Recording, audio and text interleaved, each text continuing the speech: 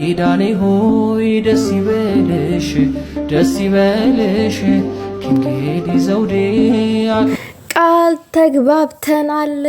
ቃል ኪዳኔ ሆይ አካሌ ምናምን በጣም ደስ ብሎናል፣ እልል ብለናል። የምር ዋው ዋው ዋው። በጣርቃኔ ማርያም ሄደው ቃል ተግባብቷል። ከዚህ በኋላ ወቀሳ ነቀፋ አይኖርም በእነዚህ ልጆች መሀል ማለት ነው። በጣም ደስ ይላል። የምሬን ነው የምላችሁ። እኛ ዝናሽ ጋብጣለን እንጂ እነሱ እናቴ ጸሎት ላይ ናቸው። ልንገራችሁ ብዬ ነው። ቃል ተግባብተዋል። ቃል ኪዳኔ ወይ ምናምን ነገር ተብሎ ተዘምሯል። አልቋል ማለት ነው። በቃ ከዚህ በኋላ ምንም ነገር የለም፣ ወፍ የለም ትላላችሁ። ለማንኛውም ይመቻችሁ። ብሩኬና ሀይሚ ከምንም በላይ ደስታችሁ ደስታችን ነው። ውለዱ፣ ክበዱ፣